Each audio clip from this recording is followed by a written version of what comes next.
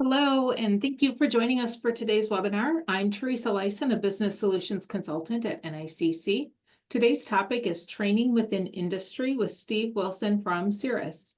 Steve is a sought-after advisor, coach, consultant, and speaker with over 25 years of experience in business and operations, currently serving as strategic advisor and project manager for CIRAS, the Center for Industrial Research and Service at Iowa State University. Steve is passionate about helping individuals and organizations be the best they can be. As a TWI certified instructor, ASQ black belt, and certified working genius instructor, Steve is routinely called upon to guide C-suite leaders, senior executives, and business operations and improvement specialists who aim to enhance organizational efficiency and effectiveness.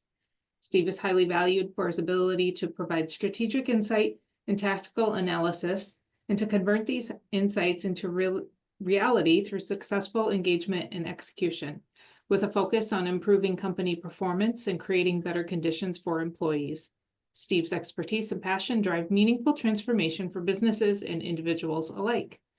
If you have any questions throughout Steve's presentation, please add them to the Q&A or chat box at the bottom of the screen, and we will save time at the end of the webinar to answer those questions. And with that, Steve, I will turn it over to you. All right. Good afternoon. Thank you, Teresa. Good afternoon, everyone. Thank you for joining today's webinar on training within industry, or actually what we'll also refer to it as TWI, and I'll call it TWI to save time.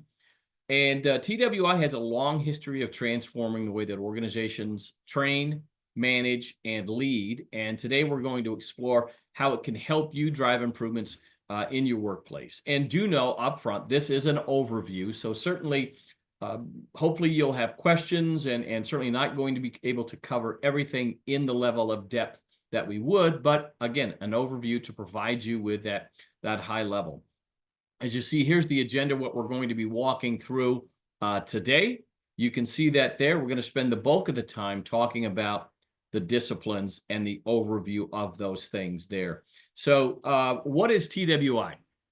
Its origin and its purpose. So TWI, if you recall, back in World War II, even before the U.S. entered the war effort, the U.S., or actually joined the war, they were providing support to allies. And so what was happening is the recognition that we need to boost manufacturing efficiency and support for allies, and then eventually for our own war effort. So with many skilled workers away from the workforce, there was a need to rapidly train new hires with little experience. Some had no experience in the workforce, or some had workforce experience, but not in manufacturing. So they put a think tank together and identified TWI and various modules to help with that. So TWI's simple, effective training methods were designed to quickly bring workers up to speed while maintaining quality and productivity. And I would say, we're going to talk about why it matters today. Same reason, same thing exists. We're not necessarily in a war as you would define war back in the 40s, but certainly a battle waging to maintain quality, productivity, employee relations. So why TWI? TWI itself provides a standardized, stable training, improves workplace safety, efficiency, quality. It empowers supervisors with practical leadership skills, and we'll touch on each of these a little bit more. So when we start talking about TWI, we talk about that there are 5 needs of good supervision.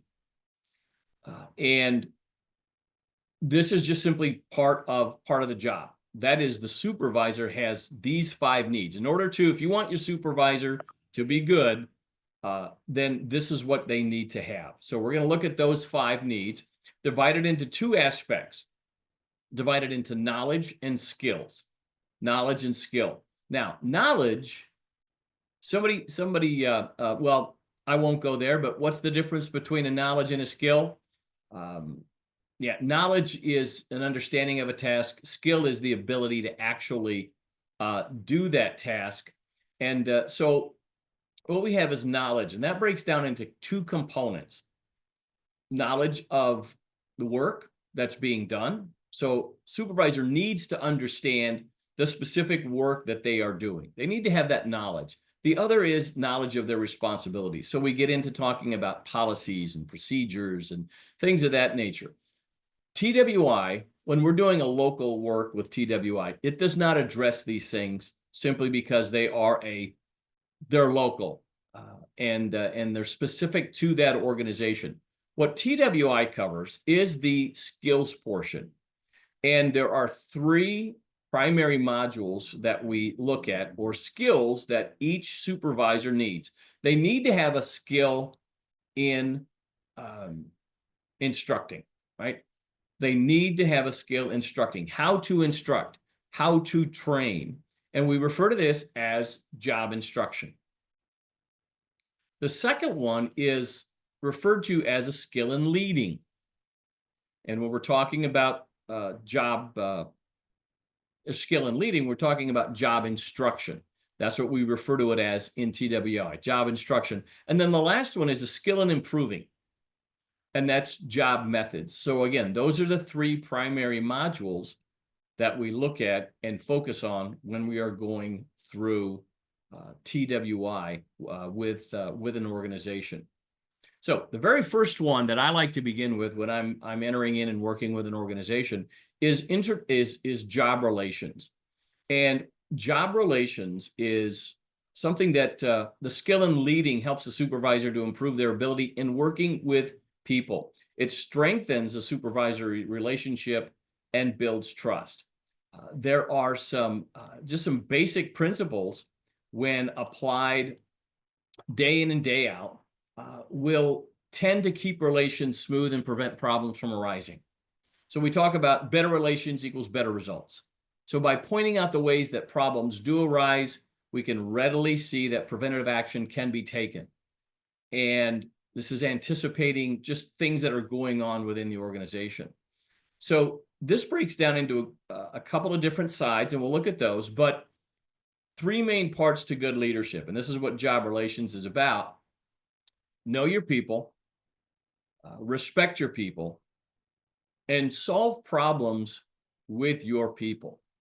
So it's engaging your people. Again, better results or better relations equal better results. Job relations, the goal within job relations is to get our people to do what we want them to do, when we want them to do it, how we want them to do it, but because they want to do it, not because they're being forced, but because they actually want to do the work. And so this is what that looks like. So this is taking you through a job relations class, and I'll break these down. So obviously, if we can prevent problems and build stronger relationships up front, we're going to have fewer people problems on the backside. And that's what job relations deals with, is people problems. And so the very first thing is we want to look at foundations for good relations. To prevent problems from coming up, we want to set expectations, right? How many of us how many of us know of problems and issues that have been created because we haven't made known the expectations, or expectations have not been made known to us? So we want to identify and work with and let people know what the expectations are, and then let them know where they are falling. Let them know how they are doing, and doing this on a consistent basis. The second one is give credit when due. Give credit to people when due. And we're not talking about the hey, thanks for coming in today. But over and above, those individuals that are going over and above, let's give them credit when it's due. And we can sometimes get out of that rhythm, especially if we ourselves are not individuals that feel the need to be thanked or appreciated. We can oftentimes translate that into, well, nobody needs to. Well, the reality is at some point, we all like to be appreciated. And again, building good relations up front, letting people know when they're going over and above and what you appreciate. The third one then is letting people know in advance about changes that will affect them. Many times organizations' leadership may spend months talking and planning about changes and then pass it down and it's, hey, we've got 2 weeks to make this change, not allowing the people to absorb, to adapt, to assimilate with all the changes and take the appropriate steps. So step 3 in this piece is letting people know in advance about the changes that are going to impact them. And then the fourth one, and these are all again about preventing people problems. The fourth one is make use of people's abilities. Many people that are supervisors, that are working for us, etc., they have skills that we may not know anything about. Well, step 1 was getting to know your people. Find out what additional skills your people have. Do they like to, work with spreadsheets? Do they have particular skills in design, fabrication, things like that? Let them share those things. Get to know those people, and then step out of the way if they want to advance because of those skills. Let's do that. Because the reality is if we can be doing more of what we enjoy doing, we're going to be better producers. And so that's one of the things, again, and we're going to be causing less problems, and there's going to be less drama as a result of that. So that's the first piece. If we can do things on the preventative side, just like preventative medicine and healthcare, if you can do things up front, that's better than on the backside. So I always talk about rather than just having an ambulance at the bottom of the hill, let's build a fence up at the top of it. The second piece then of job relations is how to handle a problem. So once a problem comes into play, this is the process that we use. A specific process that is used. Step 0 is always determine what the objective is. So this is you and I are having a conversation. You and I, there might be a potential people problem where, geez, Teresa, who cannot see me right now, but she's always coming in late. And so I need to talk with Teresa about this. So first and foremost, I want to determine what the objective is. The objective would be to get Teresa coming in on time on a consistent basis. First thing I'm going to do, after identifying what that objective is, get all the facts. I want to get all the facts. Have conversations, talk with others, look at the history, look at my own history of how I've dealt with those things in the past. And of course, can't go into all the detail on this, but you can see the things that we're going to follow there. The second step is weigh and decide. Identify what possible actions could we take and measure those actions against what is it a positive impact upon the person? Is it a positive impact upon the group? Does it help us achieve our objective? And does it help us increase productivity? So we're going to weigh and decide which of the actions, the value that each action brings. Then we take the final step, or the step 3, which is take action. Identify which things we're going to do and in what order. And then lastly, step 4 is to check the results. Think back to plan, do, check, adjust. We have our plan, we did it. We're going to check to see, did we get the results we wanted, and make the necessary adjustments. So that's job relations. Job relations is all about better relations equal better results. And I will plug it this time, and then we're going to put it in the chat later on. We will have March 6th, we're going to have an abbreviated job relations class. It's a 6-hour workshop happening up at the Piasta campus. That again is on March 6th. And so we're going to be putting some of that information in the chat. And so the second one is job instruction. Job instruction is a way to get the person to quickly remember to do a job correctly, safely, and conscientiously. Right? We don't want to have the trainer training somebody and then, think about telephone tag, right? Telephone tag where one person the telephone where one person tells the story and by the time it gets to the end, it's completely different. This is a formulated way of training individuals. And those of you that might be familiar with kata and that approach where it's I do, you observe, I do, you help, I do, or, you do, I help, you do, I observe, right? It's that process of truly training. And so once again, very simple. We have a 4-step process for that. Step 1 is prepare the worker. Set them up for success. And that has to do with positioning. It has to do with putting the putting the trainee at ease. Again, it's building upon that relationship. But set them up for success. Don't have them working across from you if you're training them. Then they can't watch the operation appropriately. Have them positioned in such a place that they can see the operation as it should be carried out. So we're going to prepare the worker. We're going to ask them as well, hey, what experience do you have? We don't want to assume they have no knowledge of what it is we're doing, because that can be very demeaning if we're training somebody without an understanding of the fact that they understand how to do it or an element of it. Or we don't want to assume that, well, geez, they've been here long enough, they should know how to do this. So prepare the worker for the training. Second is then present the operation. And you're going to present the operation, you're going to explain, you're going to demonstrate the operation. And while you're demonstrating it, you're going to talk about the important steps. So think about it too. Job instruction is not work instructions. Work instructions or standard operating procedure. Job instructions is for the trainer.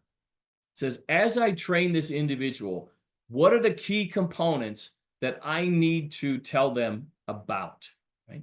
If they're observing me, I don't need to tell them about every click of the mouse, but I do need to tell them about the most important steps that they are going to be doing and that they're going to need to do.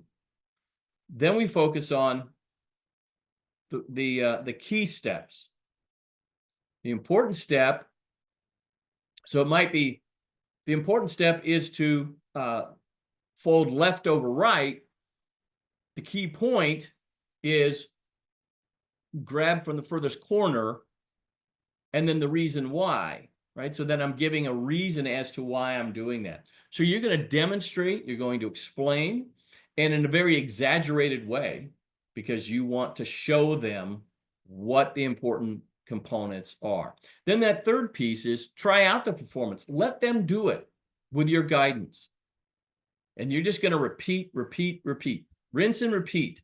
You're going to be watching them do it, telling them, asking them to communicate what are the key points, what are the important steps, why are you doing it, right? We all understand that, the importance of understanding the why and not just the what that's being done. And then the fourth step is the follow-up component. So what we want to be doing here as well is they're going to do it. They're going to train it as much as we're going to watch them do it until we are comfortable that we know that they know, right? We don't want to just simply do hey, we've done it 3 times. And that's where this takes patience. If we want to train people correctly, and remember again, the scenario in which we were training people back in World War II, we need to train people in the most efficient and effective way. And this is what they identified. So many organizations that are thinking about doing lean or have done lean, they'll use this as somewhat of a first step to help prepare their people, not only their supervisors, but also their employees as well. And so this is a somewhat of a first step to utilization of lean. I'm not sure which one came out of what, but I do know that it's been very successful, and not just in manufacturing, but and that's where many times these things begin, but in every industry. Just like with lean and continuous improvement, Six Sigma, if you have people and processes, these disciplines are appropriate. Same thing here. You have people, you have processes, people are trained, people are trainers. These modules are themselves relevant to your organization. So, and the last one then is job methods. Job methods is about teaching employees to find that one best current way to accomplish a task or a process. So it's the skill and improving methods, and this deals with utilizing materials, machines, manpower more effectively by having teams study each operation in order to, so we look at, do we combine, do we rearrange, do we simplify? So it's not necessarily coming in and saying, this is how we improve this, but the philosophy of improving. How do we do it? So again, we have a process there, 4-step method. And in job or in TWI, the training that we do, we are taking you through this process and then helping you just simply practice this over and over and over again. And so that it becomes second nature for you. And the 4-step method then for this is we're going to break the job down. This is where we begin to get a little bit more detailed about the actual process itself. Break the job down, identify all the steps. And then we're going to question every detail. Do we need to do that? Can we actually combine? Is it an important step to the process? There was an organization that I worked with many years ago, and they were looking at an insurance claim process and allowing individuals to actually sell and market their product. Went through a 30-day approval process. When it came down to it, identified that it only actually took about 15 minutes to actually do the work, but there were multiple other steps involved. And so we want to look at, can we eliminate it? Can we combine it? What do we need to do? And then step 3 is we develop the new methods, which many of you are probably familiar with, designing, making those improvements. And then step 4 is we apply the new method. We train it, and then we implement it. So high level again, high level overview. Why TWI matters today? Same reason that it mattered 80 years ago. High turnover and workforce skill gaps. High turnover. People, remember, people leave supervisors. They don't necessarily leave organizations. They leave managers, not organizations. So if we as managers, as we as leaders, supervisors, can develop better relations with our people, generally that's going to result in better results, but also lower turnover. And then we talk about the training component, workforce skill gaps. We're going to be training people the right way, the effective way, and in a very efficient way, in a way that sticks and that holds. Again, it provides that structured, repeatable training, and then strengthens teamwork and the leadership skills of the individual, the supervisor.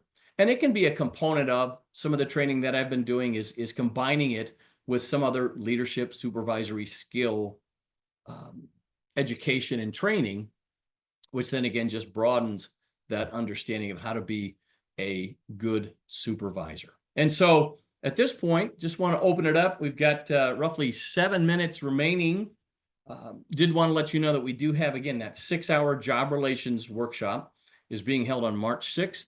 And that's going to be at the NICC Piasta campus. So if there are any questions, love to open up the floor for that.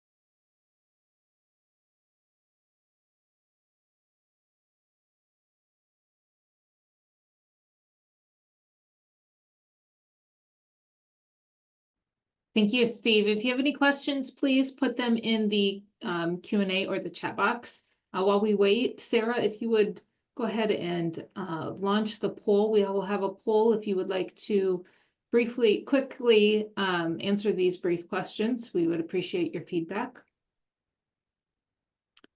And Steve is available for more information on TWI. If you are interested in learning more or bringing Steve into your company, we can certainly make that happen. If you want to just reach out to myself or Greg Wilging or Allison Holton, and we will get you connected with Steve and make that happen. I am not seeing any questions, but the link isn't working for the flyer that Sarah dropped in the chat. Okay. If we can't get that to work, look for we'll follow up today with an email with a link to the YouTube presentation, and in that email we will include that handout. Yeah, and the training, we can do that at different levels. So again, as I mentioned, we're doing a 6-hour job relations workshop. A traditional TWI job relations class is 10 to 12 hours a week. We meet for 2 to 3 hours each day for 4 days. And so, for instance, I may go into an organization and they'll have a morning session, maybe from 7 to 10, because if they have a third shift, we can capture those third shift supervisors first thing in the morning before they go home, or then a later one as well. So that would be the full, if you will, the full rendition. But as I say, we can also do the 6-hour, which is again just still going to provide you with the detail and the necessary skills, just not going to have as much of that repetitive. And we're opening that up because not every organization can send 10, 12 people to the class. So this allows individuals to be able to participate and then bring that benefit back to their organizations. Steve, is this workshop relevant to any specific industry? No, it is not. It is not, because particularly this one, job relations, is about people problems. So whereas if in job instruction, we may, if I come to your organization and we do job instruction, you're going to be going out on the floor and you're going to be showing somebody, you're going to be training somebody in a particular operation. With this one, we're going to be showing you that skill set of how to solve people problems. And so one thing I will do is as you register, I'll say, hey, come into class with some potential people problems that you'd like to work on. Maybe it's something you've already gone through and maybe it didn't turn out that well, or it's a current one that you're dealing with. As I mentioned earlier, someone consistently coming in late, or a lot of absenteeism, or just attitudinal problems, or repeated safety violations. Those things tend to sometimes be a little bit deeper than just what we see. And the skill set that we walk through is giving everybody a better understanding. Because what we don't want to have happen is every situation that is a personal issue, has to go to HR. No, we'd love to be able to, as supervisors, resolve these things ourselves, as long as they're within our our authority. And so, no, this does not pertain to any particular industry. Sadly enough, there's enough people problems to go around, right? Well, there are no other questions in the chat box, and we are coming up on 3:30. So if you don't have any other final words, thank you everyone for joining us today. And Steve, thank you for your time and sharing about training within industry. Absolutely. And CIRAS at iastate.edu, and you can also wilson@iastate.edu. You can reach out as well, and send questions and things through Teresa and Sarah as well. So yeah, thank you all for your participation. Thank you, and have a great day.